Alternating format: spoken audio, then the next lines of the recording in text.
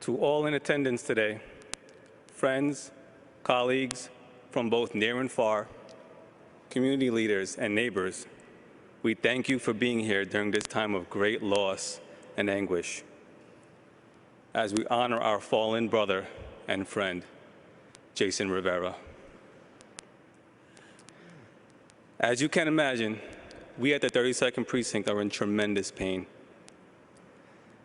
Many people don't realize and can't comprehend just how strong the bonds are between those in our profession. There's something different when it comes to cops. We don't always talk about it. We may not often express it day to day, but it's there. These connections and relationships, they run deep. They go down to the core. We do things for each other because we're family. As much or more so than those related by blood. It is for this reason, and so many others, that losses like this one has brought us here today. It's something we struggle immensely to cope with. Those who come on this job, we don't do it for money or prestige, but out of a pledge we've made, our sworn duty. Our goal, when we accept the great responsibility of both the badge and the gun, is to assist those we serve in the best way possible. To do so every day and with every interaction. We realize and accept the fact that we're not guaranteed to be 100% safe on every job, as we can't control every situation. But we do what we can and take on the countless risks in any given encounter. Risks that most people will not see or know or need to experience during their lifetimes. If we were to allow that fear to control us, we would never leave the station house. We would never fulfill our oath to serve and protect. And so each day, in our promise to fulfill this oath, while acknowledging the dangers of this job, we tell each other to stay safe, get through the tour, go home to your family. Then we walk out that door and into the unknown. This is precisely what Jason Rivera did. Every day he donned a uniform and went out to patrol in Harlem. This is what Jason did on that dreadful day he was taken from us. He went out into the unknown. On that day, 2 of our best were taken from us. And the third, Sumit Tulan, while fighting for his brothers, was forced to make a life or death decision, a decision that no one wants to make. They walked down the hallway with the goal of mediation. They walked down that hallway into an unknown that stole Jason's smile and robbed him of a promising future. The 3-2 then ran into that building, also into the unknown, never expecting to find their brothers fallen. Yet they sprang into action, not skipping a beat, doing everything they could to save our heroes. I'm so proud of you all, and I'm so sorry.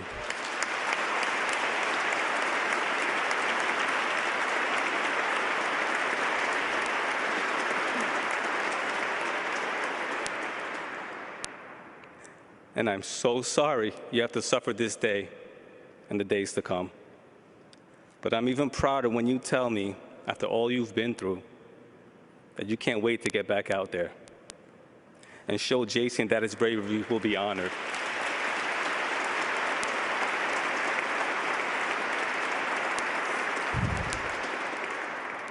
Jason. To know Jason is to admire him. To know Jason is to respect him. To know Jason is to love him.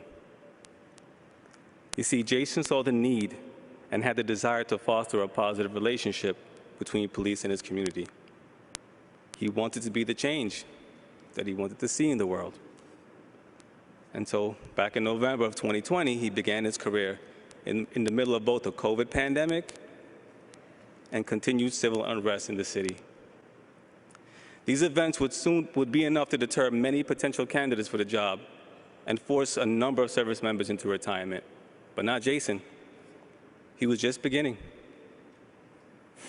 He worked his way through the academy, and 6 months later, he was assigned to the 32nd Precinct in Harlem. From day one, he showed his enthusiasm and love for this job. So eager was he to start that first day that he double parked right in front of the precinct on 135th Street. First day. Brought traffic to a complete standstill, leaving the desk sergeant desperately trying to figure out whose car it was.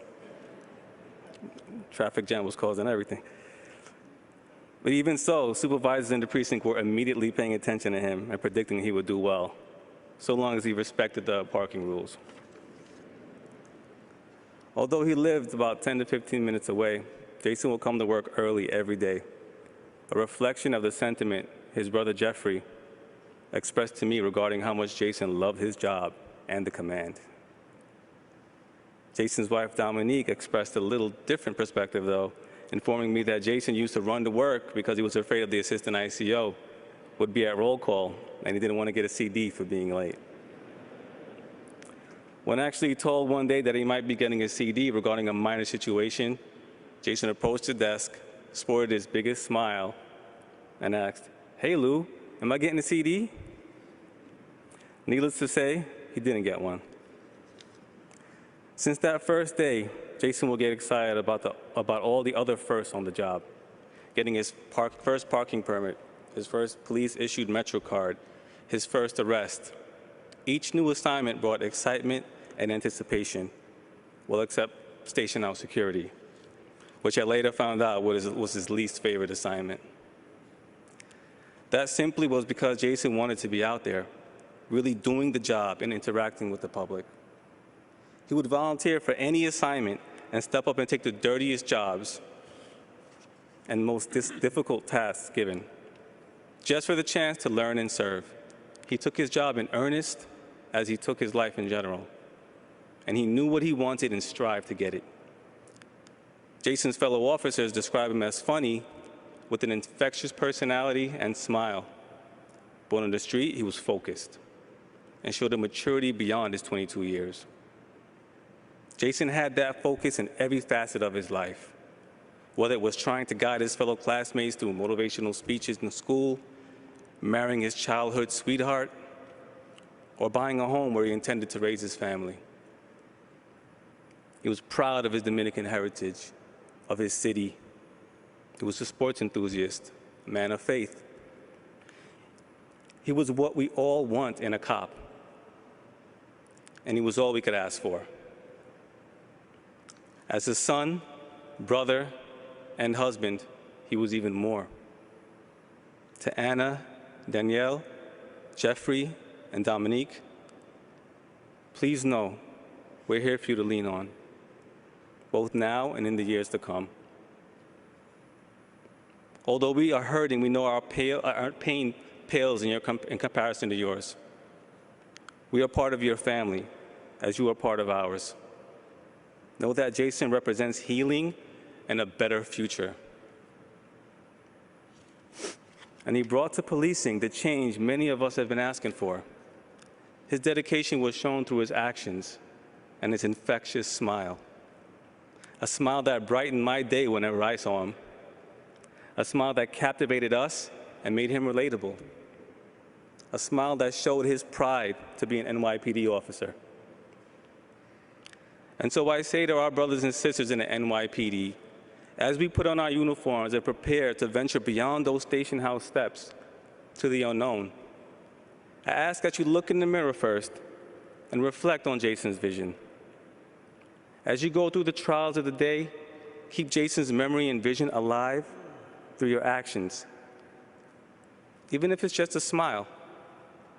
Smile as often as you can, so Anna, Danielle, Jeffrey, and Dominique can see the impact he's had on us all.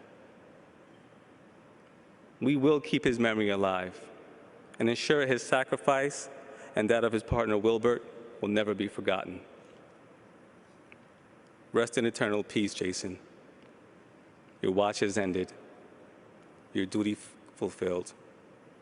Our good and faithful servant. Thank you.